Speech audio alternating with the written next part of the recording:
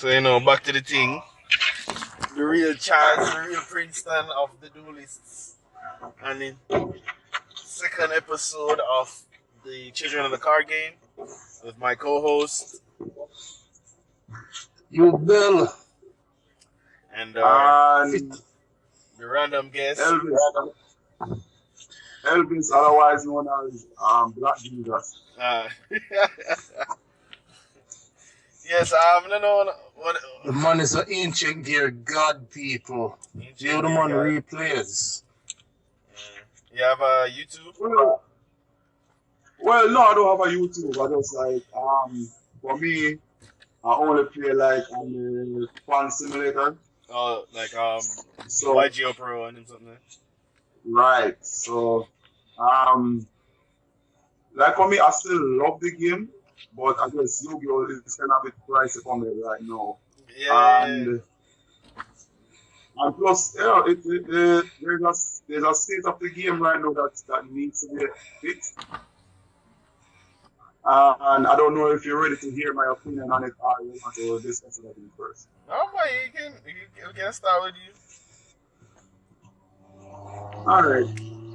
No, let me see if I can put this as short as possible. No, my views are not from, let's say, persons who buy cards or trade cards or whatever. So, like I said, is only from the simulators and one or two YouTubers that I follow, right? Yeah. So that's where my information from.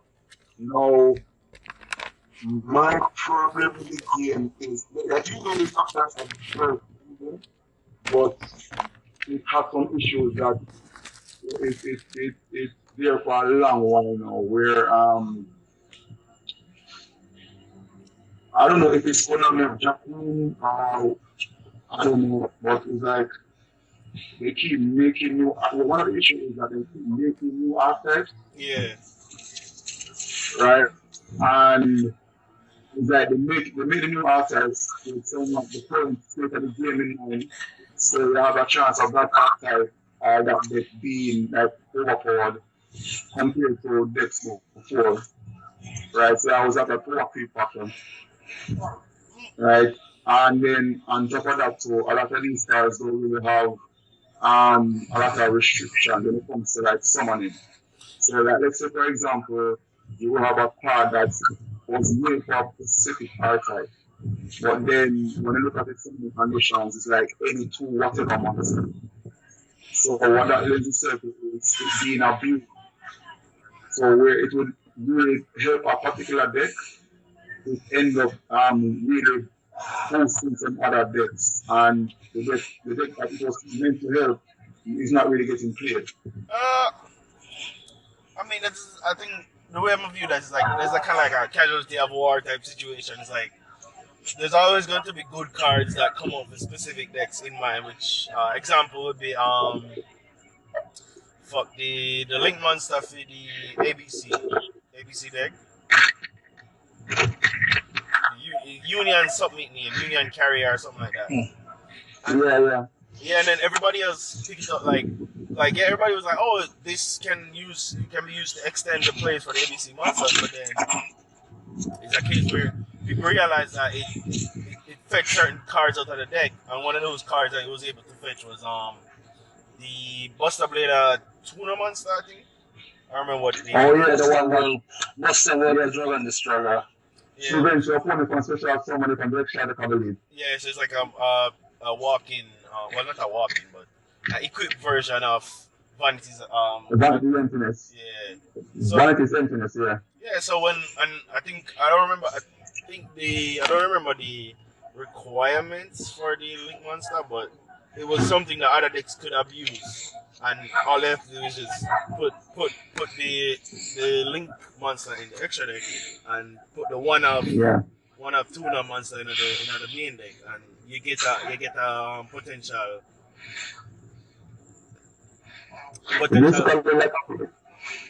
a break my break situation where your opponent can't play the game basically. Yeah, you kind of shut the opponent out.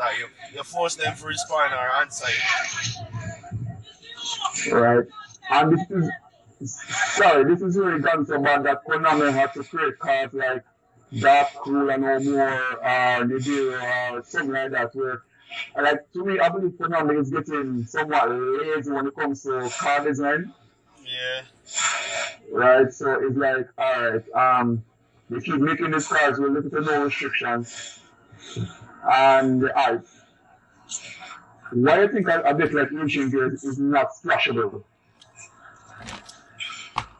Uh, for example. so, alright, my personal belief on the game is, regardless of how shitty some of the cards end up being, we kind of fall into the aspect of I like the more meta decks, but it has to be a deck with me specifically. Like I don't.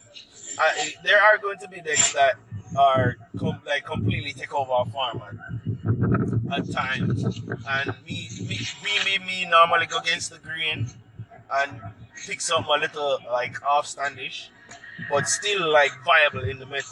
So that's how me pick decks, and in some cases I will run meta decks, but this has to be a deck that me personally like. And but understand that the game I will constantly get new shit that have become fresh, and sometimes certain decks just have fallen in the dust, and you just have to move on. Like, but you still hold them near and there, you know. Like me, we still have we don't have the physical Amazon cards. I have some of them, but one of the decks that I personally hold near and dear is Amazon, and I kind of understand that. This is why I don't give a fuck. It's the first day that I personally like got all the cards together and build a deck, and that was my first day that me put together. Like obviously when they get like building requirements or explanation from Junior and Akil and them on there, but me myself I have to go out and get the card them. But hold on. Speaking of those decks, remember, see, you spend time, money, getting the cards and building the deck, right? And over time, the value just gets shot down the drain I mean, because of power creep. it's not. Well, no, it's not power creep. It's. I think it's what a lot of people don't realize is, Konami started to either reprint or release basically other copies of cards sooner than they used to. Like back in the day, certain cards you wouldn't get. You have like a one version of it, like a Dark Arm Dragon for the longest while was an expensive fucking card because it was hard to get. It was hard to get, and it was being used in meta decks. So that was like a double threat when it came to cards like Dark Arm Dragon, Dragon Rulers, and a lot of the cards.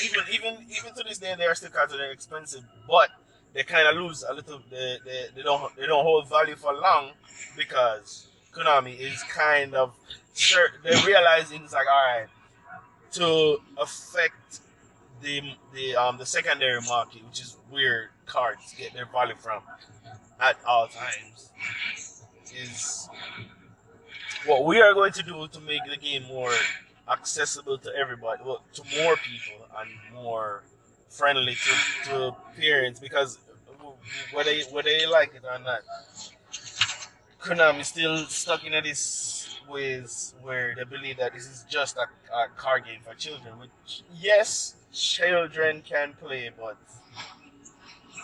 your main audience has grown.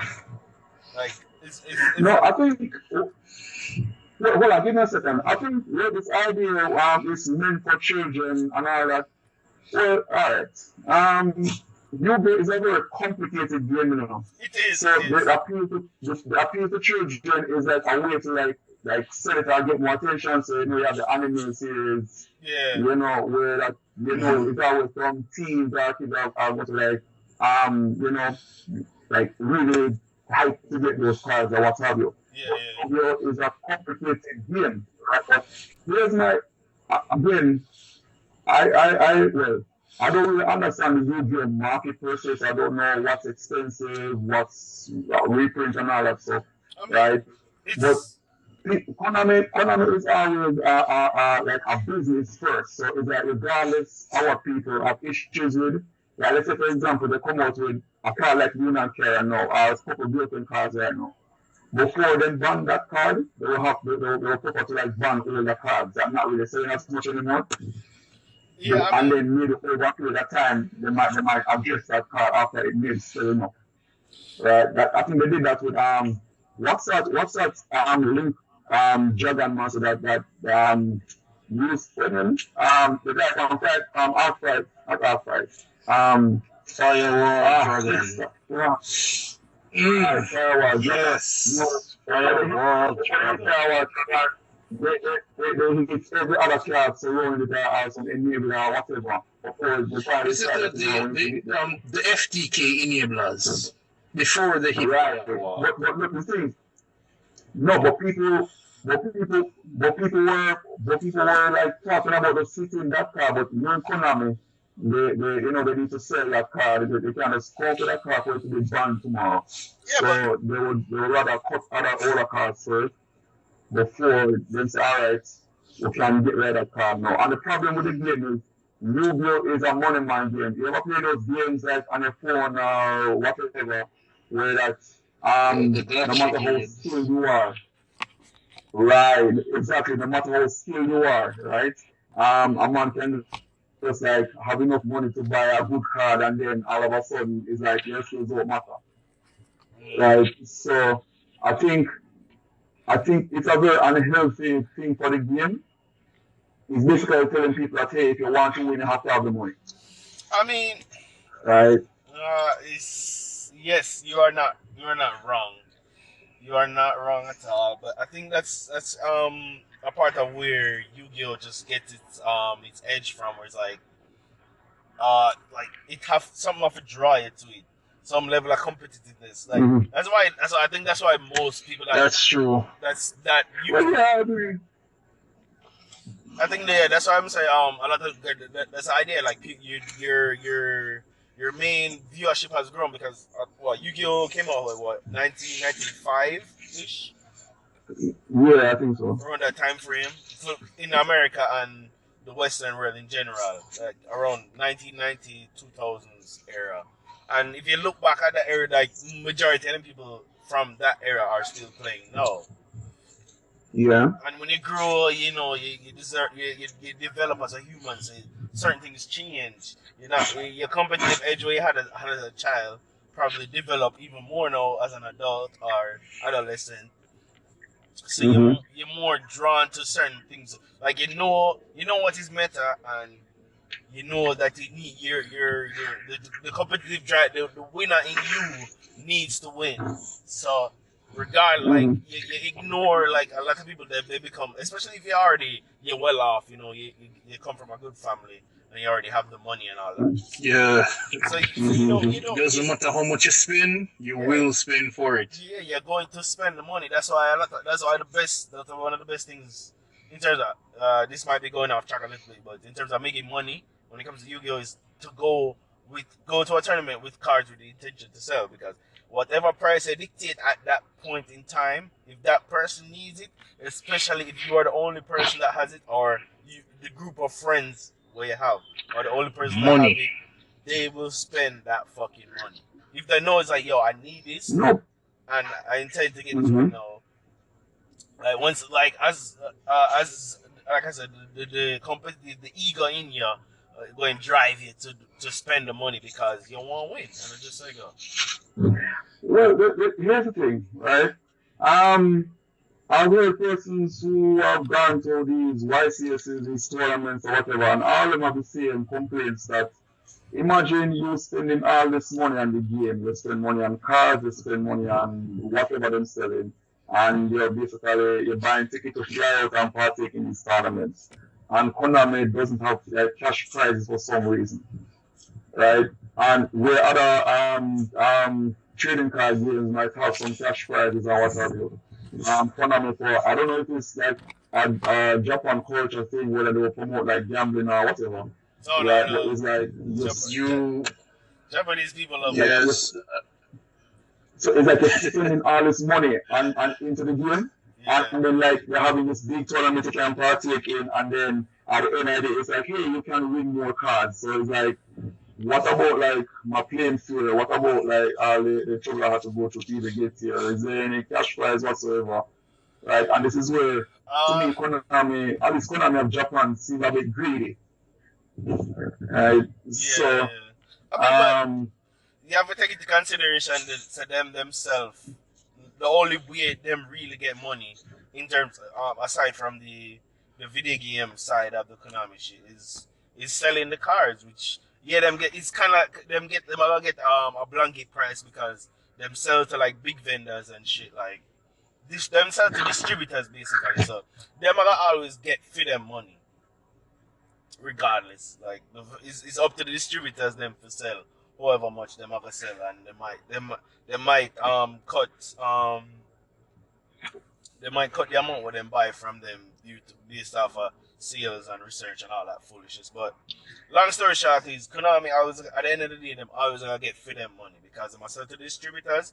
Them now come to you yeah, and it's a business. yeah, them now come to you and knock on your door and give you a card 1-1. You see me, them. So Uh, this is where the secondary purpose of the secondary market, which is when you go to a YCS and you win certain cards or you see me or whatever the case, and you get a trophy and whatever. Certain cards jump in value Yes. based off one the deck that was being played and that won or was being most represented. So after you win a YCS, you can potentially sell if you have well, I mean, whatever the case may be. But you can potentially look at it, sell it back, and make back all of the, I guess, the profit where you spend or the money where you spend. Just as long as the ban list doesn't, as long as the ban list doesn't affect it. No, but you wouldn't wait for the ban list. If you know, say you win today, then tomorrow the deck can sell. So you're not waiting for the ban list. The ban list is no, well, I remember back in the day when this was years ago, right? A friend of mine, like, he finally got, what was it, the shoe of the ice barrier, Just, you know. right? Some, not Dragon, right? This kind of banishes stuff, yeah, right? Chishula. Finally get it after waiting all long and, right, and spend how much money, only for like maybe a month later, the ban list hit it. And this is where, like, some persons, like, can't bother with the game at times, because Konami sometimes doesn't give out, like, dates and when they have the ban list so you can prepare yourself for anything like that. Well, that's They're just like, yeah, the whole thing with the ban list is a recent change that Konami employed. I don't know why, because they used to have like it used to be a specific days like you like after when the last ban list post they normally mhm, post the date of when the next ban list is, so you know and I think it was like what like a certain day like it was a 3 month period and a certain day like the Yes. 15th or some shit like that. yeah, He used to post the ban list, and then uh-huh. I think the first time they started like slacking, they started slacking up, which is what caused them to just be like, they just be like, you know what, fuck it, Yeah, we're gonna post the ban list when we feel like from now on, and we're not gonna wait until we feel like well, to post the ban list. oh, by the way, before going further, I'm just letting you guys know, like, where I am, where I live for some reason, like, the signal will sometimes drop. Yeah, So I don't know if there might be a delay somewhat either on my end or your end. no man, So I just letting you guys know that just in case I might You phone on the good, you top. good, you good. yeah Right? man, you're good. Alright, here's my thing, right? Playing the game for so long. And then one I think I did like the move that Konami made were that they started to introduce like R-types. Right? Yeah, Because for me, when Yu-Gi-Oh! Just started, I was like more of a machine or warrior type duelist, you know? And then when they introduced archetypes, I was like, yo, and then one of the first thing I fell in love with was Ancient Gears. So I just like the design, yeah, right? But Ancient Gears was a deck to me that, worked with a lot of people that was, slow, like bricky and all that, right? yeah, And but I love the deck. And that's the thing we don't have anymore is that persons who are current duelists, they don't really love a deck because, they don't really like the theme of the deck or anything like that. They just like it's win rate, right? And as soon as a ban list hit it, they jump to the next deck, right? So it's like I don't think there's no skill there. If you ask me, it's just like your skill lies with what cards are available. So um, if this deck isn't playable anymore, then you look for the next meta. Right, as opposed to me, regardless, I'm not saying I'm skilled, I'm far from skilled, right? But what I'm saying is my belief system was that, yo, regardless of how bad Asian games are on the list, I love the deck, right? And I'm religious with that deck. You can ask Junior, right? Um, this is one of the reasons why I quit playing the game because Konami was on this trend where they keep creating archetypes and then dropping them, right? So if you at some point during that time fell in love with the archetype, there was like literally no support for anything like that. You just fell in love with that Konami had no more interest in, right? And then now it's like you lost, and then you keep looking for any support for your deck after falling in love with. Konami keep pushing out new archetypes, new better archetypes, depending upon the state of the game. So what got me into playing back the game now, aside from where they have simulators where you can play, was the fact that I saw support for all the archetypes. I saw support for Ancient Gears, I saw support for Glad Beast is my second deck, and then Cubics, right? I saw support for all the archetypes, and I said, yeah, I like this. Even during, I think it was archive, I, I love outside. I just never like the ending of it, right? Outside, whatever you do, I just never like the ending of it, right? Outside introduce like all the decks that got some supports or whatever, and I say, yeah, I like this. I like this one on, right? Support the older archetypes and stop introducing new archetypes, and especially now we're in the whole virus situation where there's not a lot of tournaments going on for them to test and get results and all of that. Yeah. Right? So you keep creating new archetypes and then the archetypes can be broken because look at the last ban list. There's like little to no change whatsoever. Right? Because there's no events and no results coming in. So again, to me, I don't know, Konami just need to focus on cleaning up the state of the game and improving all the archetypes and stop introducing new ones. I mean, That's just my take on the I guess the state of the game. right. Yeah, So I mean, where may I come from is I don't want to sound like the Konami defender or like I understand the bullshit that we have to no, do. that's him. My brother doesn't want to play, man. No, man. So alright, so where may I come from is where a lot of people kind of fall off when it comes to Konami is like they believe. Granted, yes, it is a business, so they have to find their ways to make money. But the thing with them is, especially the ban list. The ban list is one of the main things they use to control the game, but it also serves as a marketing tool or a promotional tool. Because yeah, I am a person who I'm one of the people you could say that jumps from deck to deck based on what the meta is because I want to win, but the thing is I find the deck that I like. So I find like, more or less as a play style or just the capabilities that I see the deck have, and I run with it. I run with it like whatever the new deck is. Because it's never is. What I start noticing more and more with Konami is never really one dominant deck going like past after because I think the real one of the real decks that was like the real last like dominant deck that like just completely like yo if you're not playing this you're not winning was oh you mean like the style era, yeah like the style no Spiral Wasn't it Zodiacs? Gentlemen, yes wasn't it Zodiacs?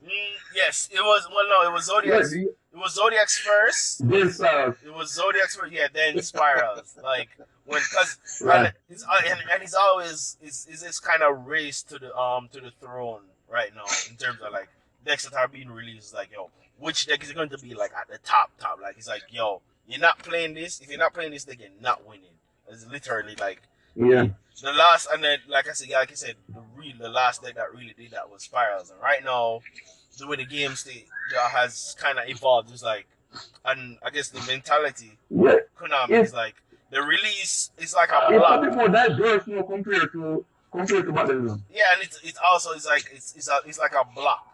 So it's like whether it be support or just the complete deck itself, that drop is always a block. So it's never one deck. It's like, yo, I'm gonna drop support and then a deck or well, let me not say support and then it's like we either we're going to drop support or going to make this deck the ruler of the format, or we're going to drop this set of cards for this deck that is going to be the ruler of the format. That don't happen. That don't really happen anymore. It's more, it kind of fall back to around the area where the game is always a contention for the top spot. So it's never one definitive deck that is at the top of the totem pole or where run things. It's always a contention. So it's never like black and white. It's like, oh, you see me, you can play. You know, I want to ask you a question. What's the question? I want to ask you a question, right? And this is no offense to how you play the game. As a matter of fact, everybody have their own play style. So Yeah, I will not sit here and tell somebody they're supposed to play the game this way, right? Or that way. Right? Now, where do you draw the line? Or where that, how can I ask this?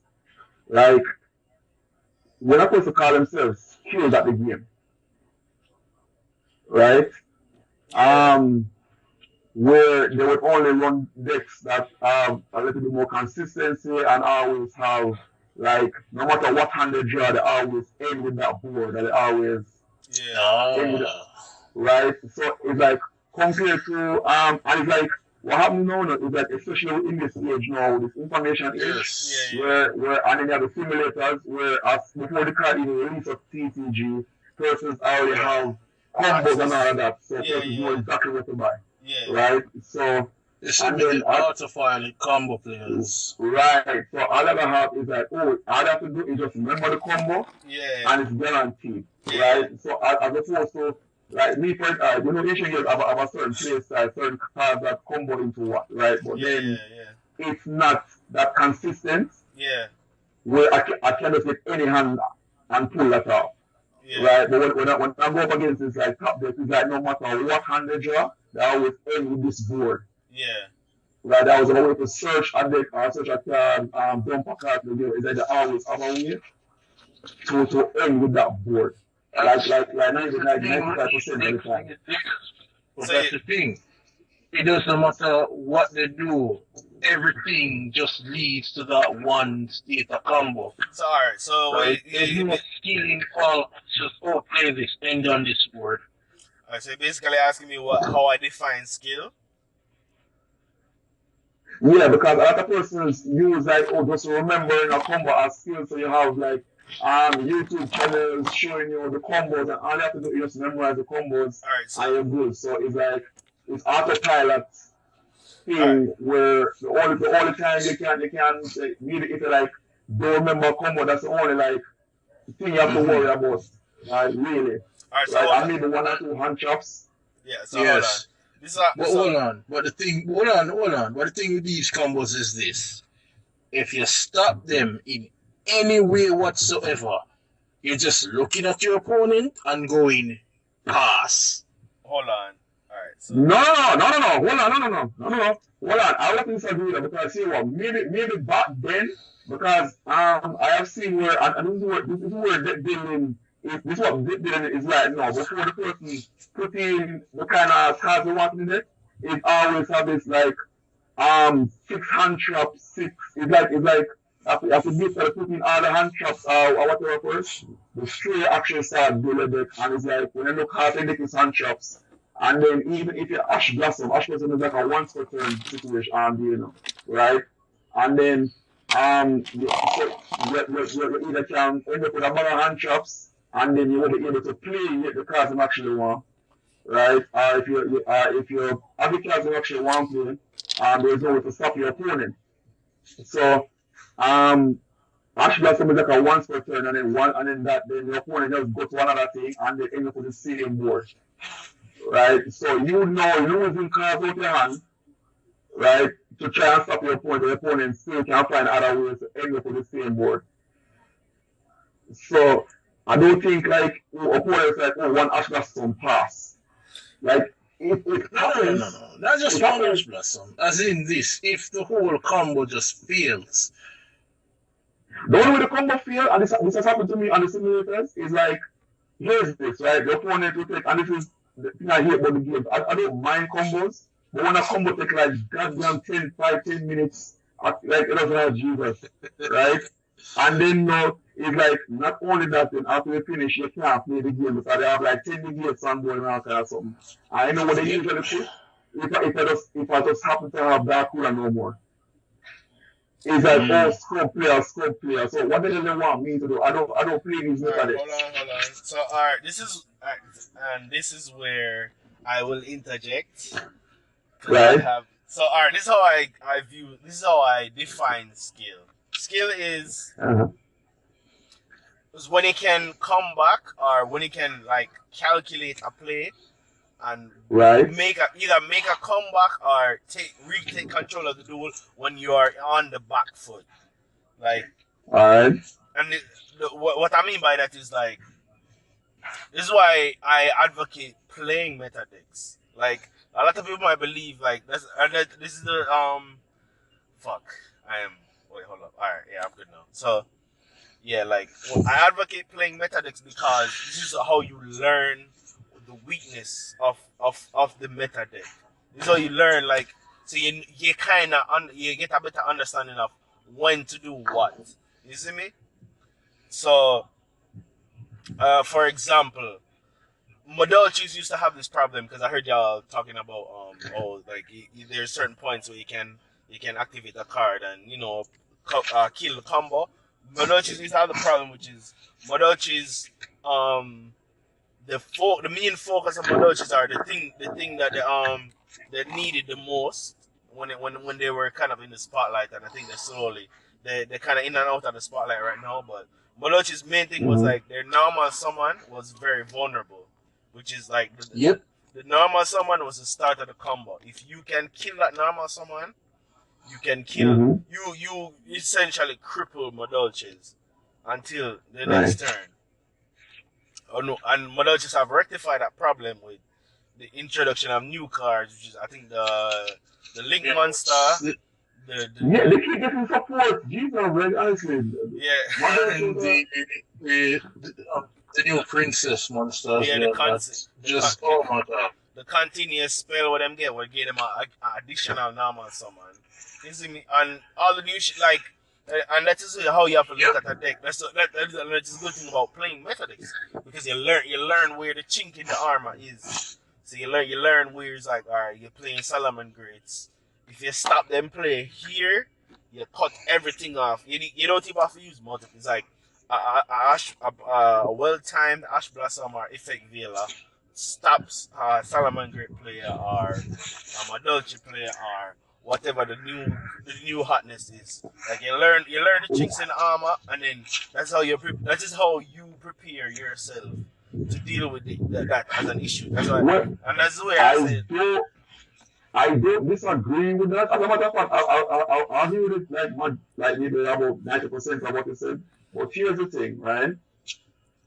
If like you who don't play like a deck that's really consistent, right? You play it because you love the deck. Right? If you don't have, and this is where I you will have to rely on his hand chops now.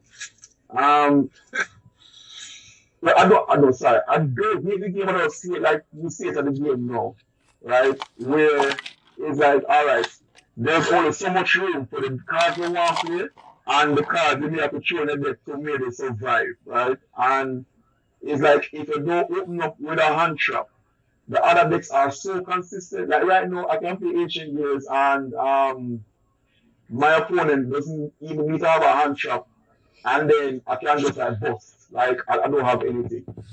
That's how inconsistent like Ancient Years are. See, and right? I don't know. This is where I'd say like you kind of. That's why You can't always look at the game with what's it? The term is like what rose-colored glasses. It's like yeah. Okay. So that's why I separate the deck that I love from the deck that I'm Mm. going to win with. So deck that All the I'm going, competitive. yeah. So you have to, and sometimes you have to kind of start to an extent liking slash loving the deck that you're going to win with. That's why I pick. I personally pick the deck based off the current state of the game and then the play styles that I like because it's not just one play style I'm interested in. Uh, But you see me, you know what I mean? you kind of have to separate the decks that you love from the decks that you're going to win with. And sometimes the deck that you love can turn into the deck you're going to win with, but that's based off of the state of the game. Sometimes you have to kind of sacrifice the core plays of the deck to get quote a deck that can stand on its 2 feet against the meta and win. You see me using the same cards that you like, but you might have to the deck that you used to play versus the deck that you're going to play to win might start to look like a shell of its former self. But you see me, Mhm. you have to choose between what you love and what you're going to win with. Sometimes that is how the You game know, of Yu-Gi-Oh has kind of evolved in a sense. You see, and then I I mean, don't think it's evolved. I don't think I would say evolved is just like a different route, right? Like where um but that is generally how uh, evolution is when you think about. If you really think about evolution, that is how it is. It's not it's because evolution is like this, what is something going to do to survive. So if it's cold, then you see me you develop something for in your body as a human for resist cold. Whatever the fuck, well, what they eat different, or you start using me, you start wear fur now. You see me, whatever you do for using me well, survive. I So that the I game, can see what you're saying. yeah, that is Yu-Gi-Oh. Yu-Gi-Oh is trying to survive right now. All right, but Wait, when you're all right, wait, wait, wait. I think before let me just tell this one last thing. I'll put one more thing. Before before no, I think the ban list after the war is spiral arc, right? Yeah, That basically is starting up as spirals, right? One of the things that happened in Yu-Gi-Oh, well, where you have this like, I remember the IP and the simulator, so we have access to like every card that's available, right? And it is like every time you go online, it's like you always see the same circle of deck. So it's like the game will stop being fun for a while because it's like my God, show me something different. I'm like I was tired of seeing the same spells, I was tired of seeing the same zodiacs. It's like everybody just want to win. So you have like 90% of the player base using these same decks. No, it's a bit more diverse, you know. It still have the same problem, but it's a bit more diverse now compared to back then. Right? But it looks like every time you go online or look up for these decks because these decks are top. And it becomes so boring. Even when I could win and when I do win some of them, it just doesn't feel fun. Because I just see the same decks over and over and over. Because what they want to play to win. Right? And then the I game, there's no surprise. There's I no wouldn't something like, show me necessarily something agree. different. No, I wouldn't agree with that because I play online as well, and I have never played against a meta deck. It's always these mix mash of decks No, that just do the craziest things no. You just didn't to hear what I access said. the I extra said, deck. no. I said to you, back then, like I said, the game is a bit more diverse now. Right? Where as in no, you might see different decks now, which I like. You still might have a couple of decks that people use because you know it's winning, especially with the whole the satellite monster, right? That person used to link. I don't remember the name of it. And then oh it's going to push and the Mega Phantom Beast. amplify blocks, It's the right? Mega And Phantom I don't Beast know the card. name of these cards. Well, hold on. Is it a Mega Phantom Beast card? It's like Something like that, yeah. it's a tuna Right, monster, something like right? that, yeah. It's a tuna monster, right? Right, Yeah. yeah. So it's like whenever you see that card, they can be like, yep, it's going to be one of those decks, Yeah, right? yeah, you're gonna see. Um, You're gonna see No. When you see Link Cross, you're going to be No. like, yeah, it's one of the that No. card, ones. yes. When they I was say trying to remember that needle card, Link card. fiber, when they say needle fiber, you're going to see link cross. Right. hyper that's if you don't want card. Yeah, it's gonna be one of those decks. Yeah, Right? it was And made then for a deck that it doesn't even. Oh my god! Why even call it a Christian card? It is a And Christian it's card. not played in the deck that it was made for. No, but and this is it's the same thing with the link carrier or whatever the ABC monster. Union Carrier. Same. Oh, fucking Union shit. Carrier it requires 2 monsters of the same type to Yeah. summon it. Okay, and any deck, and most archetype based decks can do that these days. right. But Practically everything that plays it can summon that. Yeah. all right. But hold on. Let's talk about the elephant in the room, people. What is the elephant in the room? Verte Anaconda. Yeah, Great Anaconda. I'm not really seeing that much. This is on my like I'm seeing it, but it's not like before it comes to the TCG where like persons would have it available at the simulators where you constantly see it. I'm seeing it still, but it's not as like You know what? You want like to often. know why you're not seeing it? Well, Because Why? I don't know. because the Dark Magician card, I think is Dark Magician Dragoons or some shit like that. Oh, Dragon. it's coming Oh, out next month. They're waiting for that. So this is how the game is going to be played, gentlemen. Your opponent is going to summon Dragoons if you don't access it first, and then you're going to have to play the game of, oh, can I outplay this one card? I mean, and this is where I have to question about skill because you know what happens? All of a sudden, you have this lazy doing now.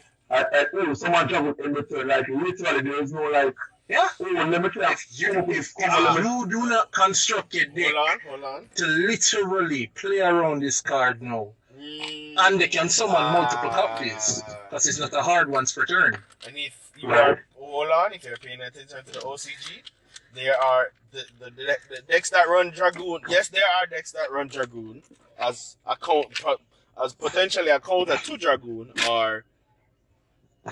but there were also decks that weren't running Dragoons that were still winning. They had outs. They had that's why it's regardless. Like, yes, there are going to be powerful, like really powerful cards at times, but the idea is there's always going to be outs or cards that contend with it. So regardless, it's like yeah, you can, because I think one of the main decks that was like known for summoning Dragoons was the Great Anaconda?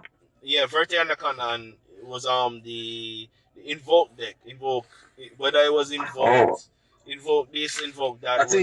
There was always. I think it was Invoke Eldritch. Invoke Eldritch. I don't think so. I don't think it was Eldritch at the time, to be honest. But it might be now because Eldritch is a very viable meta deck. But I mean, it's Dogma or Dogmatic or whatever they want to call themselves now. Relatively new archetype, and it's being splashed in so many decks. And this is what I said. It's messy. Well, like what I just said just now, right? This is my issue with the game, where that there are decks or cards that are so loose.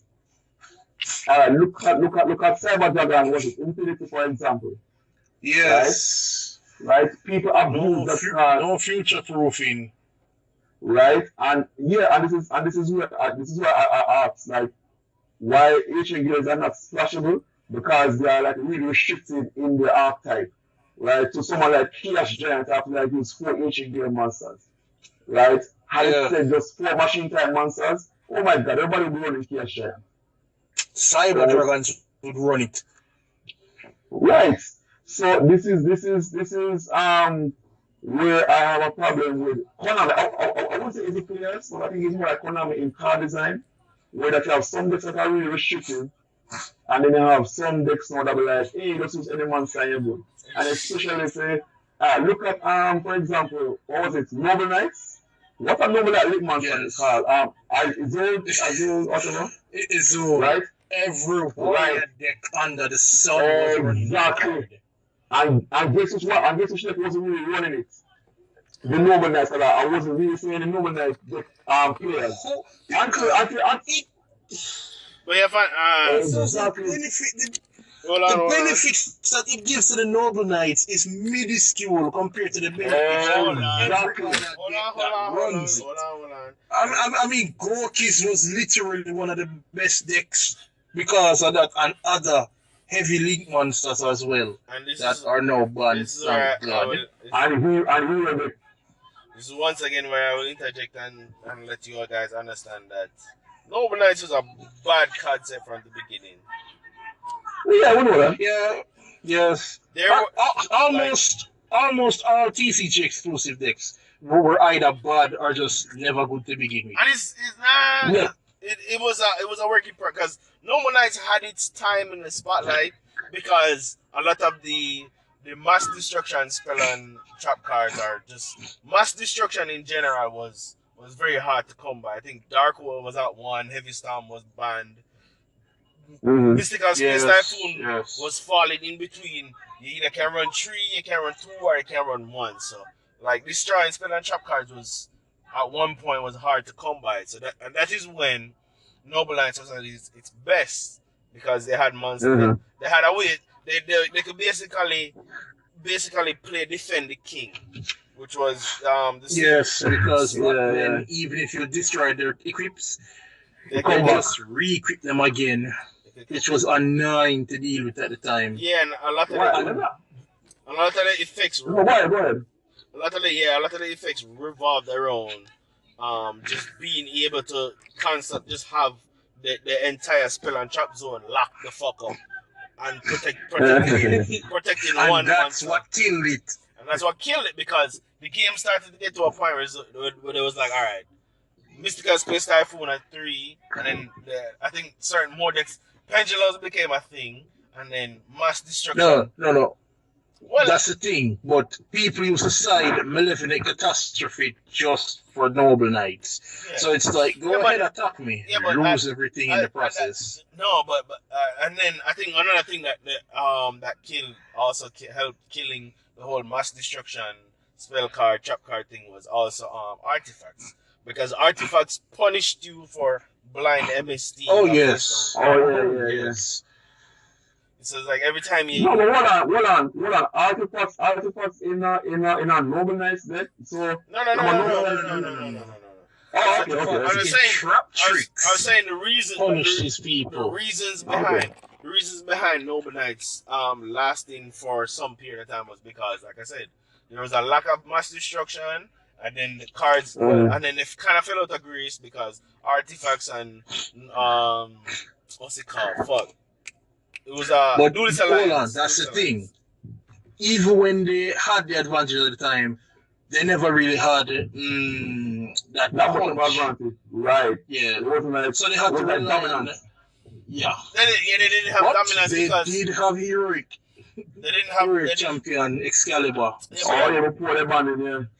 but then the thing was like they had, I think, another part issue they had to deal with because Insectors was a big deck at the time, and Insectors was one of the only decks at the time that could really like do mass destruction just because of the regardless of what people want to believe, like being able to abuse Hornet, and especially a Hornet Dragonfly combo is a deadly fucking combo. It's the worst. It's literally the worst thing Noble Knights face because you get them fodder, and all Dragonfly gonna keep doing is special summoning monsters until them your board empty and Dragonfly look you down with 4 other brother them with gun a point in your face and say, yo, we're not fucking You know around. what? Remember the thing too, they have other outs, they don't need to pop your cards, Yeah. Because when the X-Castag is on the field and it's like, oh hey, I'm going to equip you to me, and all that attack power that you have is mine. Yeah, so like at the time, like the old Noble Knights only had one real like somebody who could challenge them for the position in terms of like this is me in terms of one-on-one duel. But then as time moved along, more cards came out. Twin Twisters became a thing, and other cards came out. So And yeah, lightning storm. yeah, so mass destruction once again became a thing. A lot of cards have the ability, like a lot of effect monsters now can just blow up everything on the field. You have like cards like You know what? Trisbania and Trishula and all these cards that can blow up the field or banish everything on the field or whatever. So you have But ways they're to not yeah run as much as they used to be. yeah, but you have I mean, ways Lightning to Storm, yeah, because it is a staple card. staple depending on the deck But you're running. they're, Yeah, no, depending on the deck, sir. I don't know if it's like yeah, true. But remember, now, when you see some decks going out of their way to just get cards out of their extra deck, just expect what's it called? A five-headed dragon to pop up? what that's not too hard to deal with that. The five-headed dragon, it's not too hard Yeah, you're to on a clock. You're on a clock, but you better make sure so that everything is in your favor. But when all that right. hit you know. You know what I always get as an ancient gear player?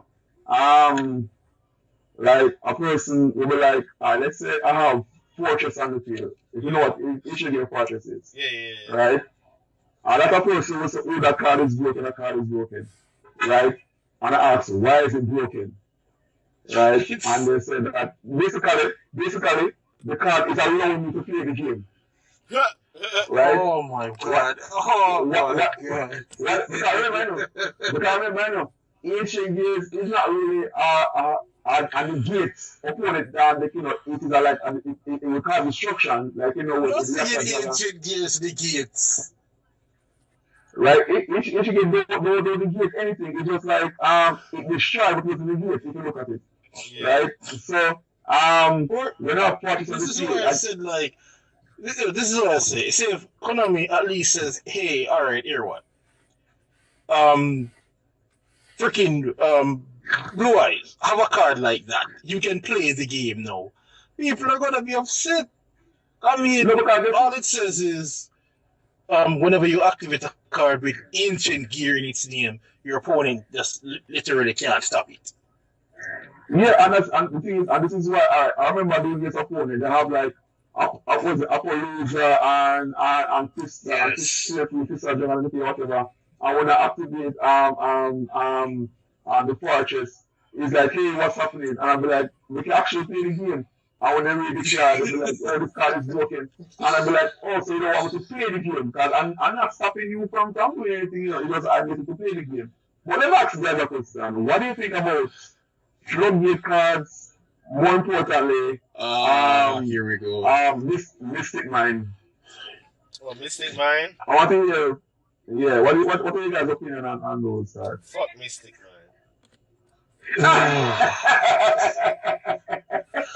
Alright. Listen.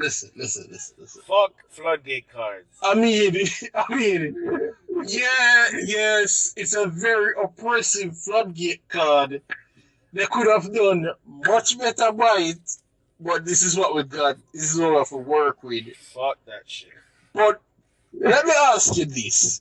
You rather go up against a deck that goes normal summon, okay, it's your turn, 5 Omni negates, or at least 4 negates, 1 Omni negate.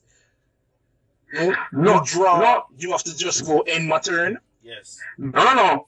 Look, listen. Look here. I am. What I'm going to say right now is it applies to either casual players or let's say meta players, right? It's like most people can agree that they hate Mystic Mind. Why? Because True. it's like especially if you're a Mystic Mind player that was a burn deck, right? It's like nothing is happening. You can't play the game. Like I can accept certain floodgates because they need 1 or 2 ways to go around that. But if your opponent have Mystic Mind plus Hold on, but that's the thing. Yeah, you can't really do anything to it unless you get the barrier off first. right. But hold on, how many combo decks? So how often are you going to see Mystic Mind? Let me see. As long as If the opponent have like some from a burn deck or whatever, I see it in Sky Strikers deck. Yeah, I will see it often, especially to when they're like ways to get it out. So you have that quick play circle, like if your opponent social summon, you can activate Mystic Mind, and right, and you have a lot of ways to get out Mystic Mind. So the opponent can just set card any turn and as soon as especially as someone, not if you not have a physics or anything like that, right? It's like, bam, this time, I want to get up against his opponent, and like 20 goddamn points, like nothing. I mean, this is the most boringest game ever. Like right now, I would rather be 5 games on this. Nothing is happening, right? And then when you look at his opponent shuffling, drawing, burning, or whatever, right? Mm-hmm. So I hate when there's no interaction. Then figure is supposed to be This is a constant reminder of why certain floodgate cards will never come back, aka Vanity's Emptiness. Well, I don't know for sure. See, no. Yeah, ways to draw it now too. Even faster ways to draw it now. You can basically build this big board, right? And then grant its emptiness, and then as soon as the opponent will come activate it, hit that. Right? So you have to if you have some destruction, maybe you can destroy someone and hopefully get vanities out of the field. When the opponent might have someone deserves to just stay banned. Unless they rata it. No, it doesn't stay banned. Like I don't think it's important to come back. You have other floodgates that I can manage. I don't mind what was it? You have other shop cards that are like floodgates. I don't remember the name. Like they can be only one. So like what That's not fun, Andy. It's not even restricted. No. What I'm saying that there are certain floodgates that are, I guess, tolerable. Mm-hmm. You know what I mean? So I'm not a big fan of those cards. I can do like a mystic mind note, like just the game, like no interaction whatsoever. You just see any meter while your opponent burning, right? No interaction. And this is why the sake of both the game. It's like you're supposed to be interacting. You're watching the game, you see the things, your opponent try counter it, and then you can try. Nowadays, it's like either they have this big board team you can't play, or they have this mystic mind so they can't do anything, so there's no interaction. And that's what killing the game. Right? And that's So, why, again, I mean, most times though, as soon as Konami notices, attempts to notice what is going on with the game state, they try to correct it. And that's why most FTK, like normally what is first on the chopping block when it comes to ban lists, especially nowadays. I really want to know. Nowadays is FTK and anything with FTK, specifically FTK. OTK is like, alright, can't go on with that because sometimes you can't stop it. But FTK specifically have been like written out of it. As soon as FTK pop up the next ban list, expect it to die. well, that's true. Hey, Gem Knights is still a thing, you know. Gem Knights is still a thing. Can they consistently No. FTK? No, but here's the thing. All right. I think just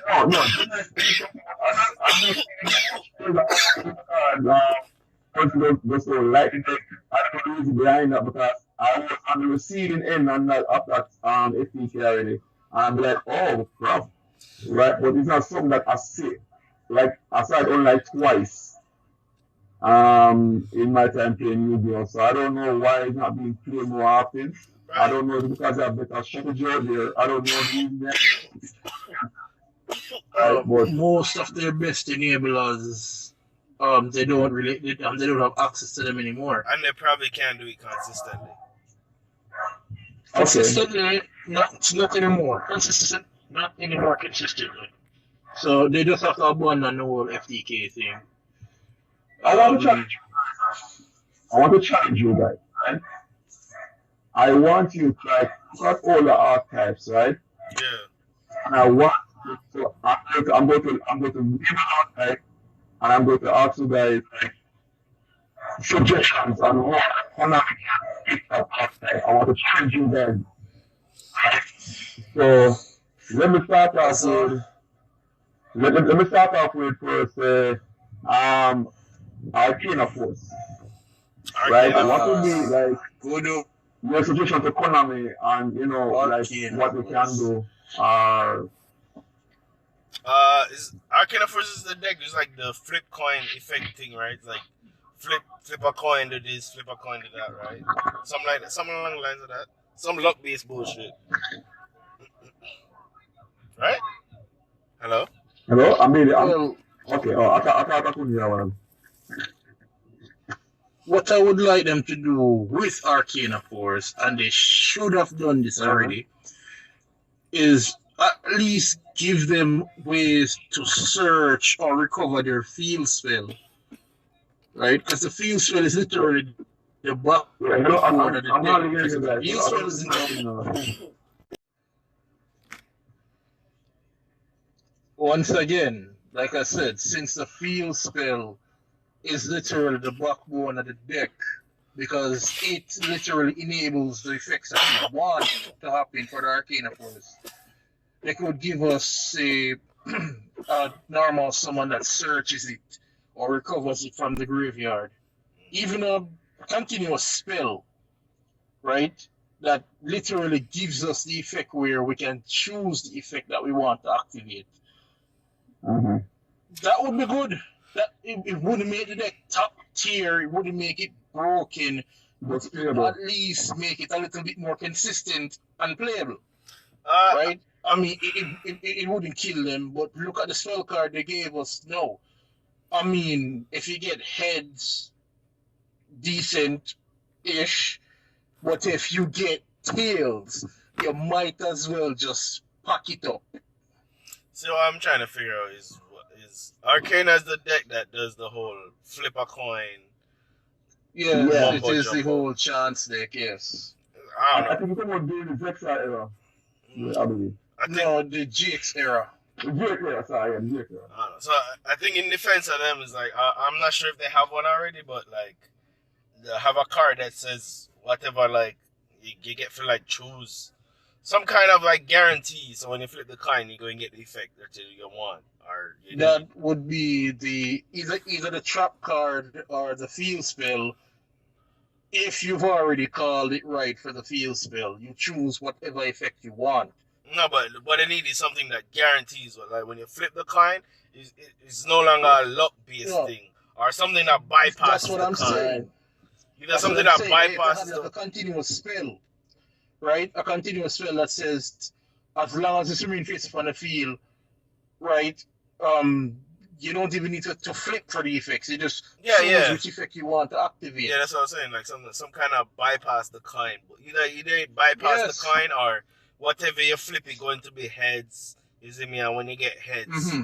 you see me? You can They also choose they choose the also need effect. some better monsters, some better normal summons or some decent special summons. I mean, I don't know. Generally, what happens with a lot of decks is where they fall into this abyss of like when they have some shitty mechanics that they revolve around. Example, kind flipping.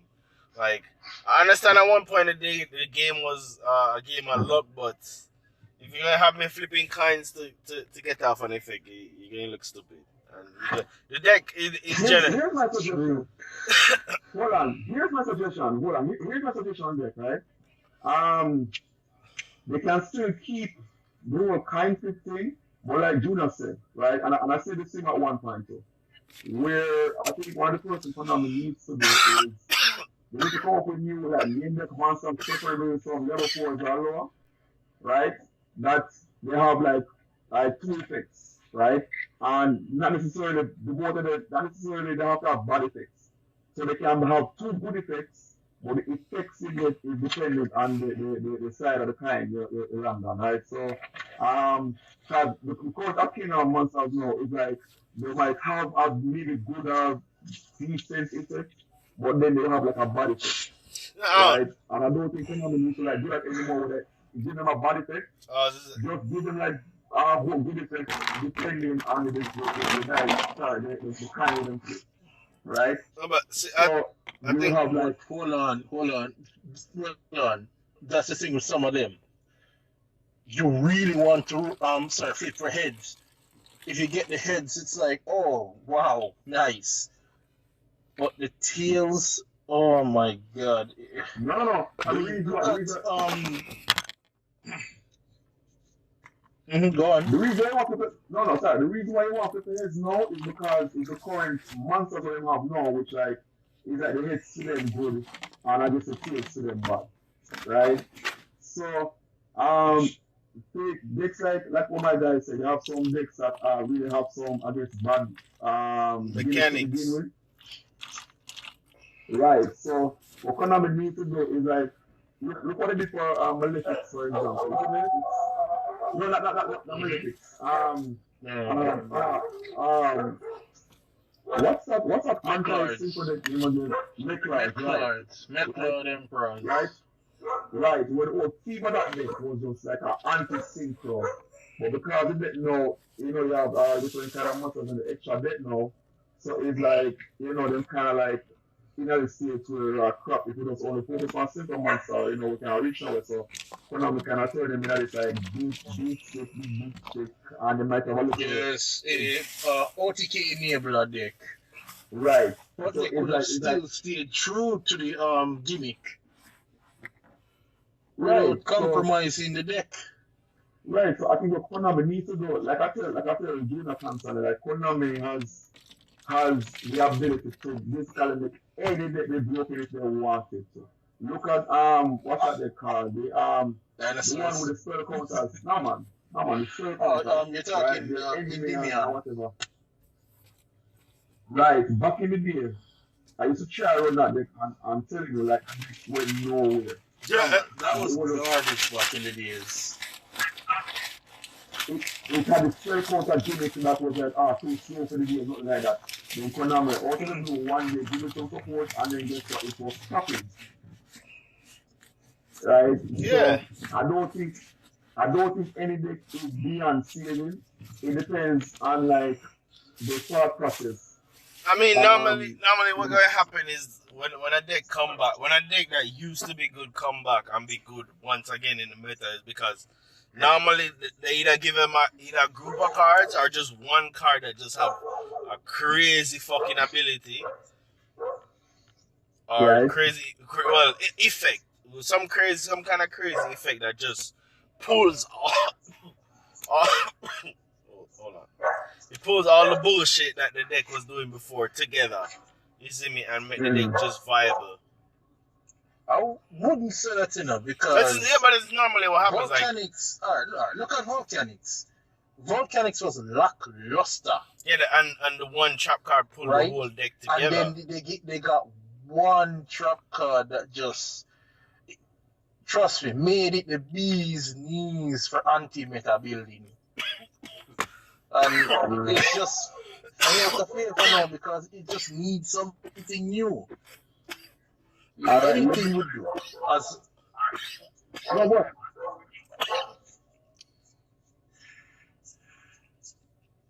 Well, all right. What I was going to say is that, all right. Let me ask you guys another one. And it's And also maybe the outside maybe two more. I think another thing you have to think about is also the meta at the time. Like whatever was being played, if you Yeah. don't oppose a certain deck enough, then the deck might find a way to come out of the shadows and kind of take like center stage.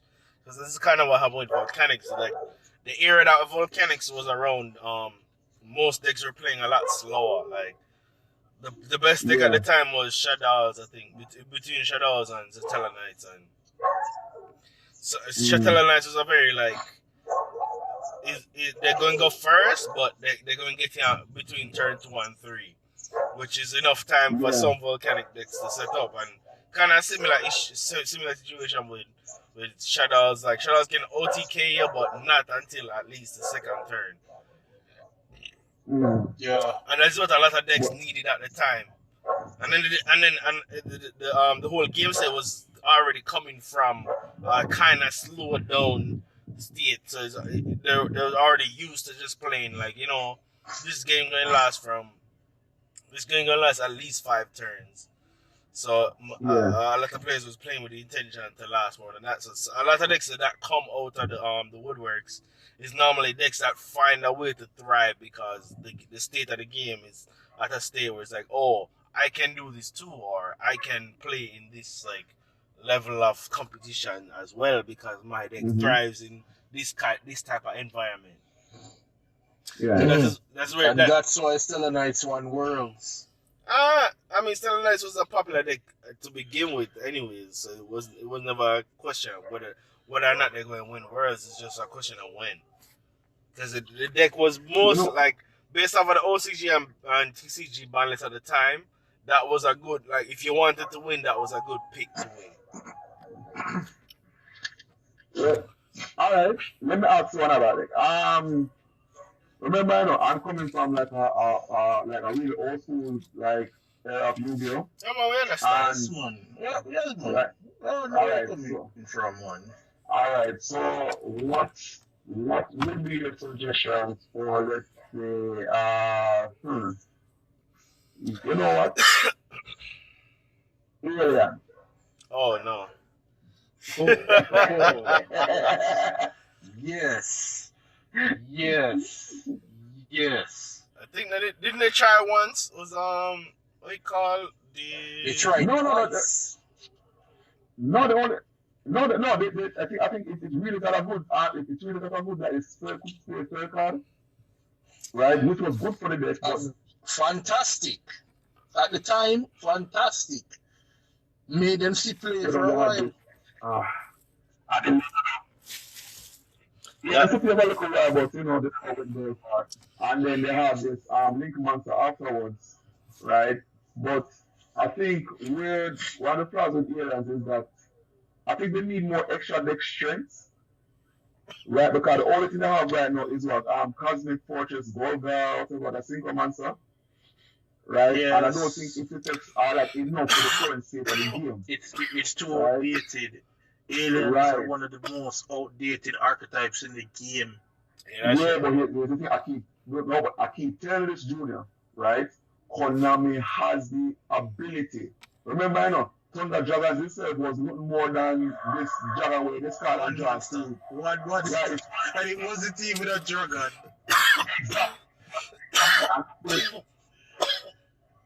Over time, right? It went from just being this monster to like all of a sudden being like they had to ban some of The the most cards. oppressive deck in its Exactly. release. That's why I said Oh. no deck is. That's why I said no deck is beyond saving. It depends on the thought process going into support and what have you. Yeah, I So, mean, for example, if you like I say, it's normally a case where they either get a series of cards or just one single card that just pull the whole show together. Either it change Or the play style, either them get a the deck on silver ticket it's not really structure deck. I mean, nah, that's not a silver ticket. That structure deck is no longer a guarantee because I think yeah, the era of structure deck is kind of started to falling back into obscurity yeah, because that's true. because I'm not gonna take that from you, Junior, because at one point, yes, structure decks were low key almost always for the past 3, maybe 4 years. Like structure decks have been. So I would say the best structure decks came out like 2017, 2019, 2020 wasn't bad. No, like yeah, but for the past couple years, like structure decks have been viable in the meta, like Like scene. dinosaurs. Dinosaurs, DDDs. Dinosaurs is to me a standalone deck because it has been coming like it's a 3-year-old deck and it's still seen play as oh my god. I mean Team Samurai X1 won the first remote link duel tournament with dinosaurs. Alright, yeah, but I know people need to calm down. Dinosaurs not that good. It good. I'm playing the deck right now. It's good. It's good. an Adamant Cepeda dominant duel. No, it was. I don't think it's that good anymore because I think it's because it got perfect. Because when you had, I think dinosaurs, something came out around the same time as the movie, right? And the dinosaurs. Yeah, so 2017. Right, completely destroyed the ancient gear structure. But what ended up happening is that I being an ancient gear player now, and play against a dinosaur player now because are the link monster that came out recently. Ballista. Right. So remember that dinosaur boss monster, Yeah. right? Ultimate Conductor, yes. Right. And because Ballista is a link monster, right? If I have like a gear tone or whatever, it's a guaranteed drop.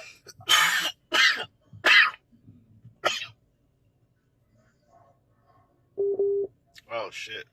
Uh, Are you good? yeah.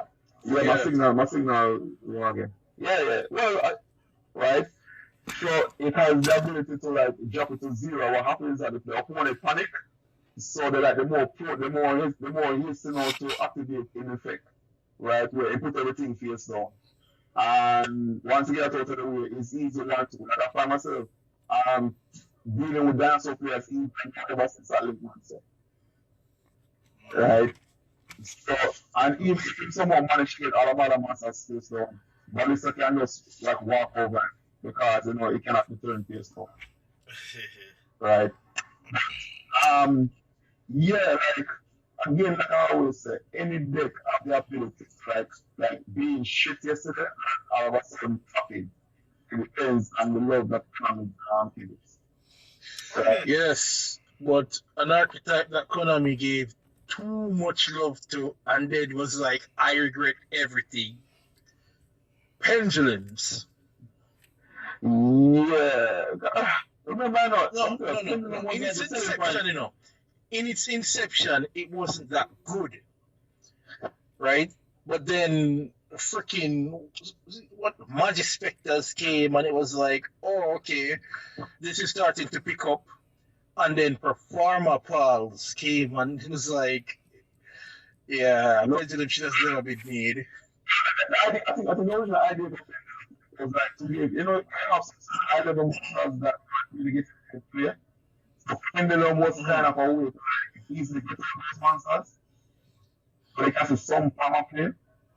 Right? So, you know, say, hey, finally, on this level 8 months, I don't really have to tribute someone, you can social someone in man, you're good. But then, like you said, That's the thing. some But archetype that's the coming like the thing. mid sectors You and could cheat right, out that's it. certain monsters, yes. Right? But there's certain thing called like you can summon a monster. Like some of them either ignores the summoning of the monster or the summoning doesn't even get brought up at all. Right? But Right. then Miss Valley Apex Avian was one of the most suppressive negators in Yeah. the game. And that is not a once per turn. As long as you have cards to bounce back, you're negating everything. And it's a Yeah, but 20, I think it's 27 or 2800. So right. yeah, it's not an easy No, but walkover.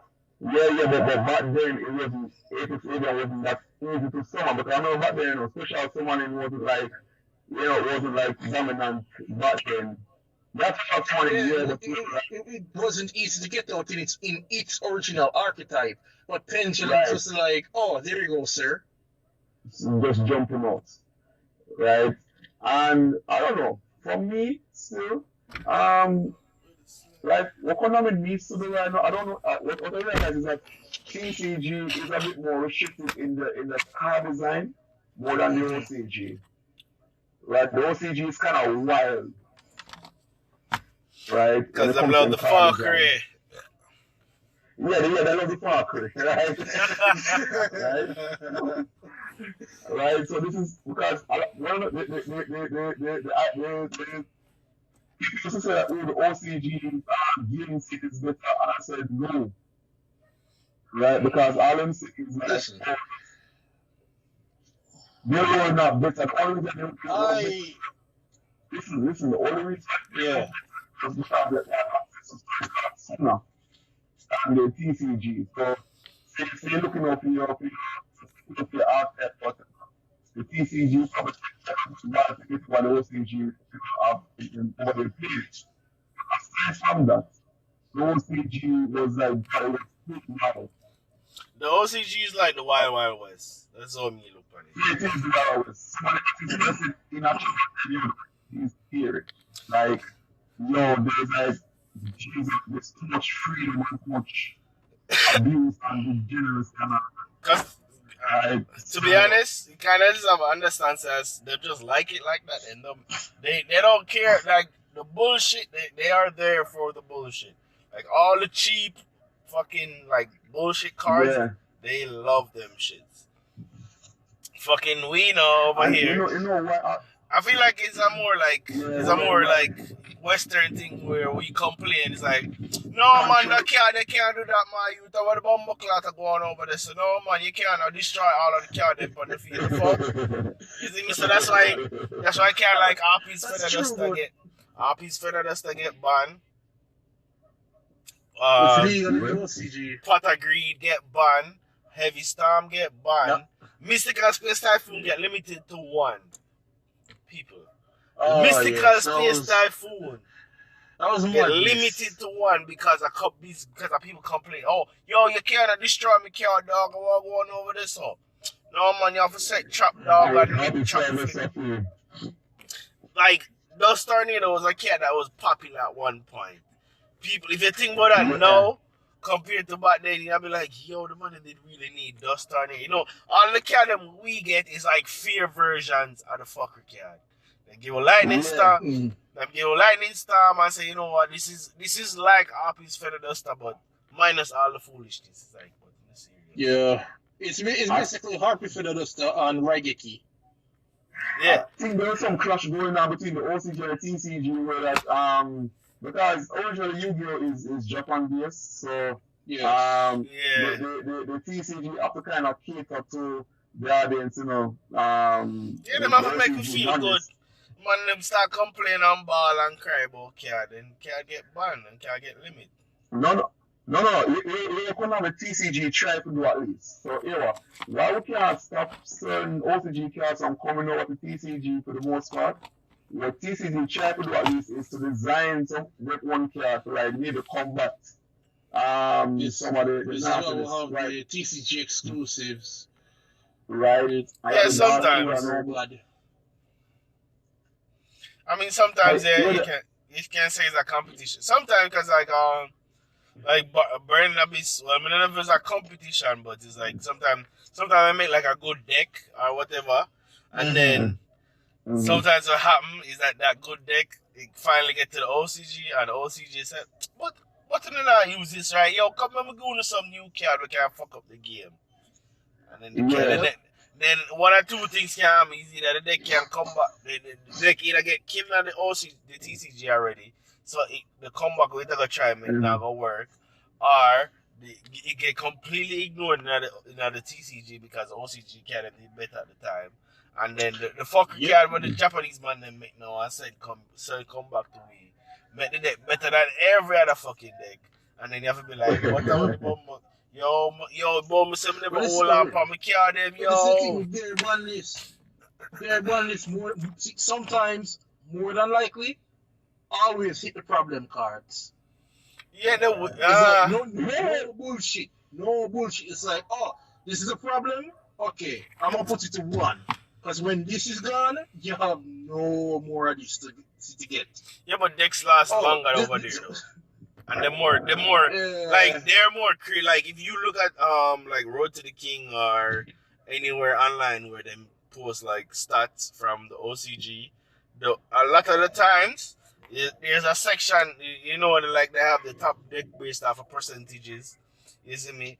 The other section, aka the place where people play all kind of foolishness, that right now that always larger than the section for like the top quote unquote top decks or the decks that are being played the most. The other like the random mashup fuckery is a larger take up a larger piece of the pie chart than the meta deck quote unquote. So the man they're more creative over there. They're more like they embrace. They're more creative. No, they're more creative, but I just wish they will have a little bit more restrictions in some of the card design. Like you can't just like have this OP monster like hey, and then everybody can use it. Yeah, just abuse like guess what that does? It kind of makes it difficult for Konami to control the game. Right? Where you can have a particular picture, answer, whatever. All of a sudden, it's like after that, you have to set up. because artists were using right? But to be fair, sometimes you never see it coming. I mean, take prank kids, for instance.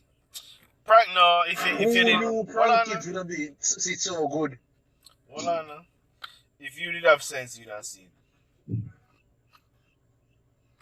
That me I say. You insulting me? No, not insulting you. It's like that's why I'm not some I really fall off because me used to always monitor the OCG and then that would normally influence my deck decision for the upcoming formats and shit like that. That's why me personally for a long while, certain time I just feel like saying I'm gonna quit the format. I'm just like yo, that format here, me not have no interest, no peak my interest. Me not play, me not for play. Me can wait until the next, me can play, and then that's the big thing with the simulators where it allow you to play the OCG, which is technically the future more while. Cause them are come out with the new deck them and shit, or the new support.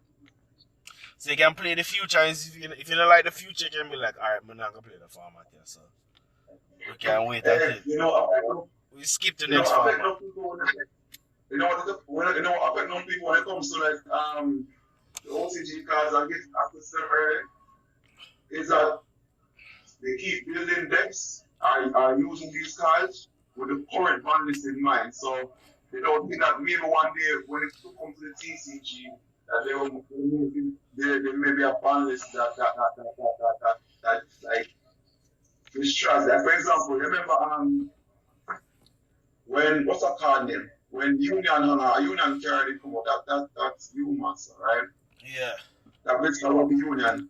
Now everybody like before the ban list, everybody was if you look on YouTube, everybody building the surrounding that yard and you would say ABC Dragon Buster?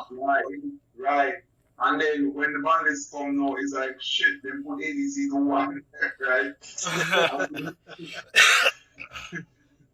Right? Everybody was like, yo, what the fuck going on here? No, because the one them realize say it gonna sell anyways because other decks are gonna want use it. So if them kill the ABC, And it did. yeah, and then sometimes you have to kind of the way me kind of preach is like them sometimes I try to stump out the secondary market because if them know say it's like if we know say me gonna drop a new card, we gonna support we gonna support deck with specifically made for one deck, but any deck can use it in a realistic sense. And I have not re-released a set with those with the deck with the main deck in mind in a long while. Them can do a little promotional switcheroo and be like, alright, fuck you, we'll kill ABCs, but still promote the Link Union carrier.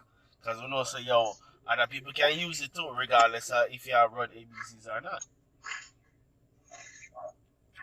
Well, Because you know, because if they never did limit ABC Dragon, I guarantee say ABC Dragon would have shoot up in a price that same weekend. And I'd be Yeah, like, it would have. no, because I think the same the opposite to what the awesome. Right, because the game never changed to like Master Rule 5 or whatever they want to call it, or 4.5 or new Master Rule, right? So when you see Bahamas Shark, right, to someone put their arms on, so it's like when I'm gonna say, oh, we can see where this will be a problem, where first we'll find a way to someone like to put their arms on, right? Because I don't have that trouble anymore. So when I'm it's like when I'm limit certain like the ABC start and the one of the awesome, right? And a lot of people complain that Konami was being too drastic with ah, that. You know, if they never limited totally awesome, Paleozoics would have been a very good contender deck. see, and this is where I say like the ban list is like I say is a double-edged sword. It's normally the intention is normally to make the game quote unquote fair, but otherwise the other purpose it serves for Konami is a marketing tool. So normally when you look on a ban list, you have to kind of, sometimes you have to kind of think before you. It's like, oh, Konami, you try to fuck over my deck, dog. He's like, sometimes it'd be like, yo, wait, what come out next format? Does my deck kill that Yeah. deck's chance of winning? That's maybe why my deck get killed. So it's like, I understand that, move forward accordingly. So any deck where these are the thing where with Konami kind of have a stronger hold on the game when it comes to the ban list is that them control the fate of the meta, whether them like it or not. It's like and depending on what is coming out next in terms of product, will determine whether or not it's like, all right, this offer dead for this can get sell. You see, because if them already make if the can them already out in the system, you see me, then them can't do nothing more that besides maybe reprint it and then oversaturate the market, and that can probably drive the new product more. You know, maybe that might be an idea, but that might cost more money. So I don't know what I talk about. But you see me, instead of say, yo, we have oversaturated the market and then people get tired and then when we release new shit, then I'm gonna jump to that. Instead, we're just gonna be like, no, I'm not gonna reprint until me feel like it's a killer they can now, so the next deck will come out can get more promotion or can get more buys, or you see we can drive certain company where we have distribution deal with for buy more cases or shit. Because even though them get them money hand over fist, sometimes them want to get more money. So if them can force you to buy more of them shit from the distributors, the distributor can see the analytics and shit, and it's like, yo, the man them about Yu-Gi-Oh card dog, order 10 more case next time. You see me, and then you see me, the extra money are coming the next time when them release some new shit. Well, speaking of money, well, I have two questions. I want them relating to what I said now. Why are you going to come so expensive? I'm telling you, the secondary market. Money because one pair of contract closing like like until like US to like what's the US for? You have some care like let's say yo put on buy like we don't know like and put on buy a TV with a cost something about one chair for that much money. In a realistic sense, all of them carry cost way less than what you pay for it. But the general idea is the game have a certain is a combination of the competitive scene and the whole luck thing, where it's like how out of 10 cases of this product, how likely am I to get this card or that card? So the fact that the card them have a rarity in itself, where you're not guaranteed to get certain card when you buy a pack of Yu-Gi-Oh. You see me? You probably have to buy a case or a whole set or some shit. So being that it have that rarity, some people want them card now. Like people like me, if me want to play a deck, I want my card them now. So meanwhile, I go directly to the source, which is the secondary market, where I sell it for a price based off of the competitive scene, how hard it is to get and how hard it is to get this card.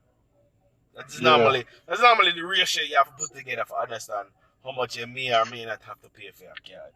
How hard it is to get, and what the competitive scene has said about X card or Y card. Well, you know what it is? Alright, so it's real about dual links, right? Yeah. No, I never played dual links before. However, now I have a positive about it. Right? Okay. I don't know if you guys played it, but how much do you know about the game? Is it that good? Like, it's when Duel Links first was released, I think it was it was like here, people. Duel Links, Links, a slow-based game that you can play that isn't all about the whole combo, summon a bag of monsters, have a board and gates, so and so. Yeah, the Yu-Gi-Oh! Duel Links Well, right was. now, hold on. Right now, the new updates is all about exceed summoning. Yeah. So that's the reason. Yeah.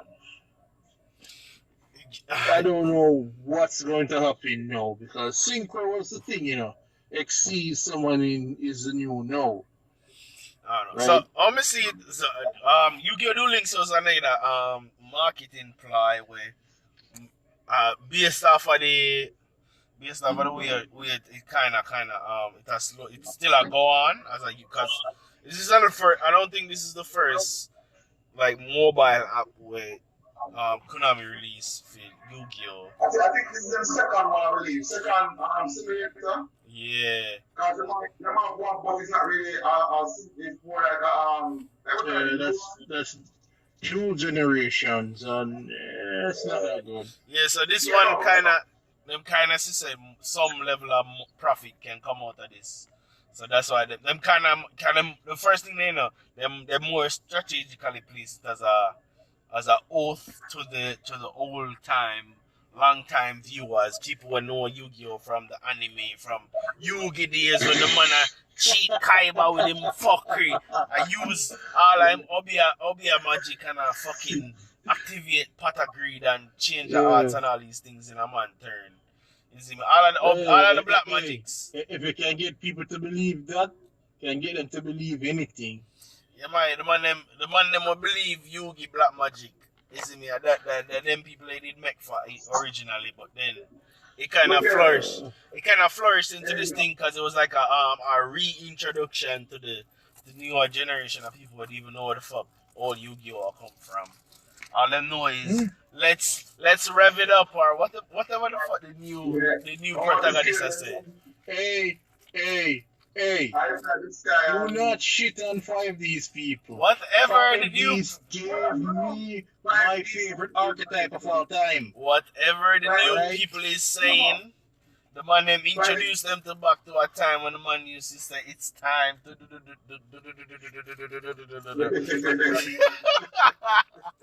talk about dodo and all these things. What are they? Aside from the first Yu-Gi-Oh series, right? We're not going to do that. What was your favorite Yu-Gi-Oh series? Not including the first one. GX. GX. 5Ds. You know why? You know what I'm saying? Yeah. Aside from the whole gimmick, but Mm-hmm. 5Ds to me was the first Yu-Gi-Oh series. Aside, not including the first one, right? When them start taking it serious. Not only take it serious, but it's like G's and P's, some adolescents, some teens, some maybe adults, right? It's like majority of the Yu-Gi-Oh! That was like some preschool kids. Some All of teenage. a sudden, Well, I mean, Season Zero did kind of wild still, so that's why the man them change it. I remember saying Yeah.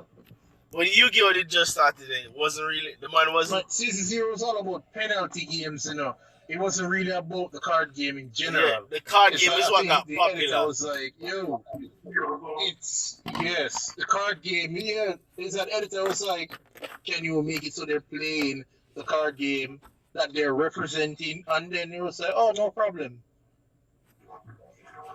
Yeah, man, them did wild. Man, them a cut off man and man a bleed and all these things and man a Yeah, lose them people life. died in Season Zero. No, this is what talking about. Just show, Japan, I guess, kind of adapt the whole Western culture where they appealing to kids, so they can't be showing it to kids. So we kind of took a you have like conflicts, right? Just like any other anime. At the time. Man, I hate Western dubs. No, because I mean, alright.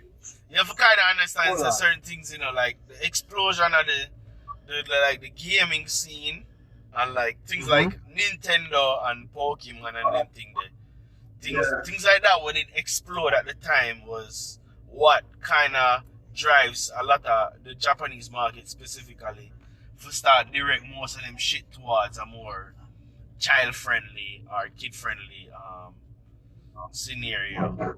You see me? So it's not something new. It's something happened from a long time. The man them once the man them say yo money in a something, especially things that have to do with pitney, because back in the days it wasn't an issue to get on a TV network and sell the people them children some foolishness off our cartoon. So much.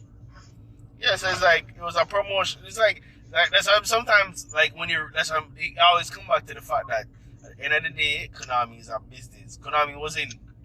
I want to say they were in video games before they entered the whole card game industry.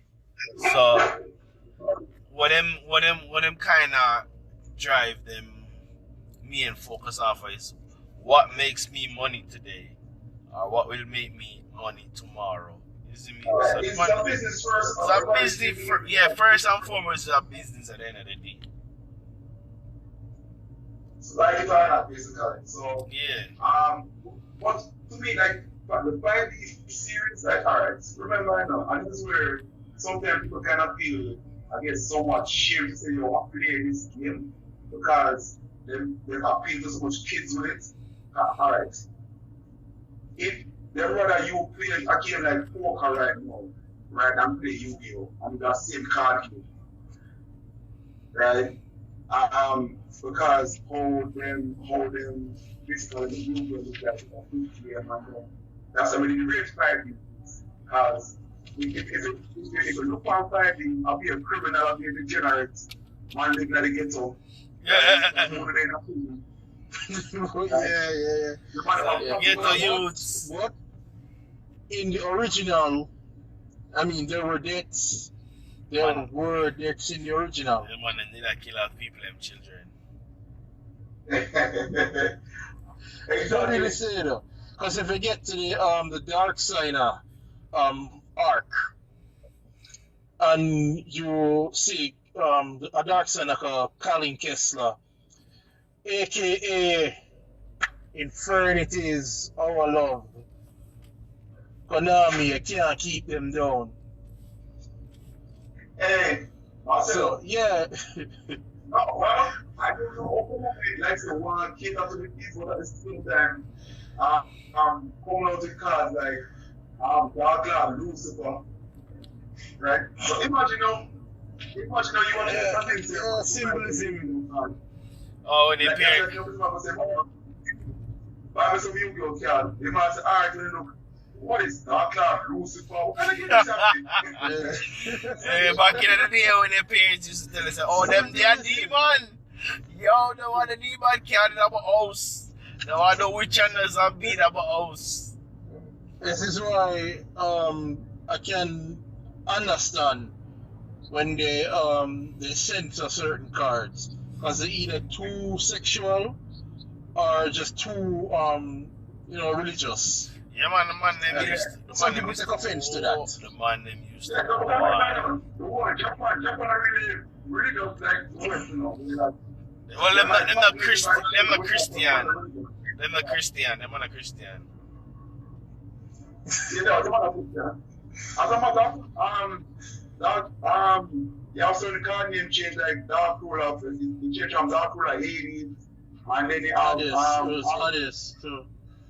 Yes. Yeah, it was Hades so Hades, right? And then the other one named Archlord Christian, which was I think it was Archlord Christ, that's what I said the name at the time. Yes, Yeah, it's man. Archlord Christ. I know it's Archlord Christian. Yeah, most of the TCG card them have like edits based off a religion based thing, because especially America, because not for the card them come because America did kind of this ambiguous. The one that they did wicked, I won't lie to you, is Goddess of Whim. I mean, but you don't know so the one them say yo, them kind of them a try have an ambiguous idea behind the whole religion shit. So like when it comes to religion, them not really post like, cause like card like Monster Reborn and fucking other card will have like cross and anything on Bible and verse. Anything will look like anything will come from any specific, will come from a specific religion. But the one them edit that shit out and make sure. Or anything that to some people represented witchcraft, like the Dark Magician series, or mobs, like some spellcasters. Well, they never really edit them on it too much. I think the only thing them really do is like the names, like instead of I think the original name was like Black Magician, some under there. So it's like, alright, black is a bit harsh of a word, so you change from black to dark. You see me, dark not too bad. You see me, dark alright. You see me, if you're dark, you see me, you're not too bad, but if you're black, you see me. No, well, if you really look at it, Black Magician, if you really look at it, you know, it kind of have a little bit of racist undertone. Alright. Remember, you know, Black Magician was like, yes, the weak compared to Blue Eyes, White Dragon, you know, the white privilege. Everybody's coming to the race, the race war. White privilege, right? Yeah. I was like, yo, Black Lives Matter, yo. Whoa, hold on, where is the for Red Eyes, eh? Because, you know, Red Eyes have the potential, but Blue Eyes have the power. Yeah, but Red Eyes is always the weaker monster, though. So the man is like, and then it was Joey can't for anything. It's like, the man was like, yo, what I get Joey? Hold on. Hey, hold on. True. But one thing's for sure, and people, look it up. Red Eyes had a structure deck first. So, but it don't matter, you know why? Because Joe is fuckery. Regardless of whatever you want to believe, Kaiba is the shit, Joe is fuckery. What I know? Black Magician and Red Eyes Black Dragon. And them are the weaker attacking monster, right? Because they're black. Right? White Dragon. Look like white privilege. Right? Yeah. Before we do have 3,000 attacks. Right? Strongest normal monster in the game. But you notice that the only time Red Eyes is relevant is when Yugi used it, you know. The man didn't even give Joey him shine. The man didn't even give Joey some good time with the Red Eyes, man. The man, Yugi looking at the man, the man is like, we a bumper clad. They can't have this. Yeah, you there? Yo, give me this. Pussy, give me this. Gotta put the cat them to good use. And you keep your flame swords, man, and all your warrior fuckery. Yo, the man is a damn cheater, you know. Nobody can tell me nothing, you know. You got teeth, man. Work hard at that, yo. Yo, I tell you, Yugi deck, look here. I'm going to tell you something now. You can check Yugi deck inside, the fear of deck. Garbage. Well, I'm listen up. The only cards that are in his deck, the actual cards, is maybe Dark Magician and maybe Dark Magician. Everything else is blank. Right? And then now when him so choose, if he's in a certain situation, if he needs certain card, all of a sudden it's like he must crave the card out there, then all of a sudden he have a specific card, there's a specific situation. And I wonder how the hell he come out of that, where this card come from. Right? This one has been running Celtic Guardian for so long. A normal 1400 warrior monster. All of a sudden the man in trouble and it's like, oh, I summoned the obnoxious Celtic Guardian. It's like, yo, what? Yeah, you say they kind of abuse the water. I remember when you say I think later lose them, right? I don't remember who in that fight use the Nordic deck Odin, right? And you say want someone, I think he wants someone to quit as a dragon, one of them Stardust dragon, right? Yeah. No, that was Shooting Star. Right. And a basic answer is that you must say, can I cut the number as soon as you draw something like that. Reveal. It escalate the top 5 and for every turn you reveal, it gains an extra top. When you say draw them two of them, yo, this is the man of food all 5. All 5, and they might have eaten this. No. He had it. He had Effect Veiler. You say the one that made Effect Veiler like known, not popular, known. Back when he went back to face Colin, and he was going up against this dude with a sick burn deck. The dude was like, all right, cool, I'm just going to burn you to 4,000 now. You so it's like no sir Effect Veiler, so negate the effect. So yeah. No, what I'm saying is that a lot of the children never have man. I did not know you had these tuners. Exactly. So I know. Well, if you look for the two one of those, I'm going to be right. A lot of the cards were being played was made in magic and chalk cards, right? The reason was take whatever amount of money. Now all of a sudden you say the top 10 carry my friend deck a tuna monster. I'm not say, wow, that's fucking at this one. Right? Right? I'm not saying, yo, really, what kind of legacy? Why me personally don't fight? Alright. 5 is to me, but just feel like the characters they made in terms of like they're not just kids. Some of them I was like adults are they understand. When you look for Arc 5 we have we have a decent story behind it.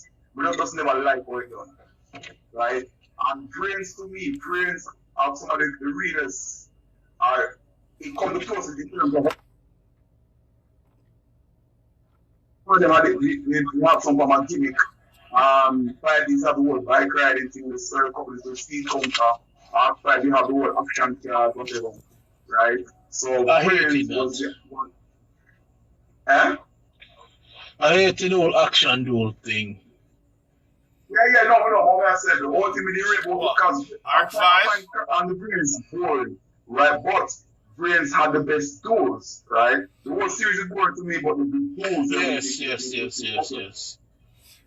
it And was a close no other character, see it, made this archetype more popular until the day it released than Soul Burner.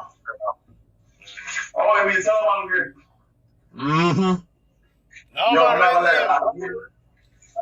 I hated that day. we're gonna dial it back because the man them skip over Arc 5 with the god himself. What name? Fuck the brother. Like what? You said this? No. He on kite. No, yeah, idiot. Talking kite Oh, and yeah, handicapped, boy, kite. What the brother name? What name? Kurozumi or some shit. What news? Raider Raptors. The Raider Raptor duelist. Oh, Susaku. What name? Shit. We know what you're talking, man. And you coming to R5. That man there attend. When we see the man come in, was like, yo. Rip off. Rip off who? Rip off. No, man. See, Crow did it better. Yeah, I foolish respect Crow beat him.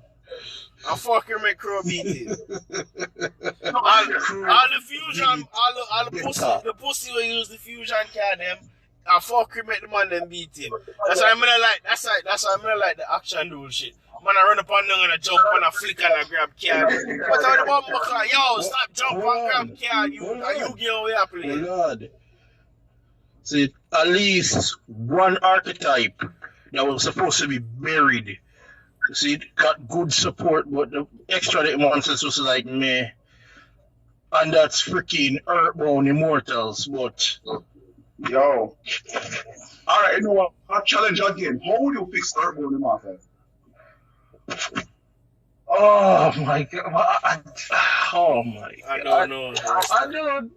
I don't think anybody knew where to start with that. So this has been another episode of Children of the Card Game podcast. Apologies for how we kind of cut in between this and the ending. Technical difficulties, but we'll try to do better next time. Any words from my co-host? Just a few. First and foremost, people, leave Mystic Man alone. I'm serious. I mean, would you rather sit down for like 10, 15 minutes watching somebody play the game, then when it's your turn, you can't? Leave it alone. Yeah. And for my final ending, it's like, Maxi, I really don't think we need to go there. Oh, this So is yeah, no. We're gonna have to here go you into. Wait, hold on. We're gonna have to go into this. Hopefully, we can speak about this on the next episode because I have some thoughts.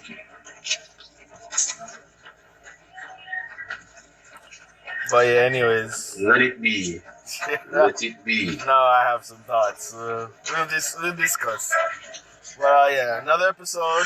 You know, we trying. Kind of fucked up. You know, it's supposed to be. This is supposed to be out last week, but hey, we working on it. We working on it. Okay. So yeah, this has been your boy, the real Chaz with man Joe May. The Facebook page is up. Some tweaking needs to be done on it, but the Facebook page, Children of the Card Game, on Facebook. Follow me on Twitter at Manjome Princeton, and check out the YouTube. Check us out on SoundCloud and various other podcast supporting platforms.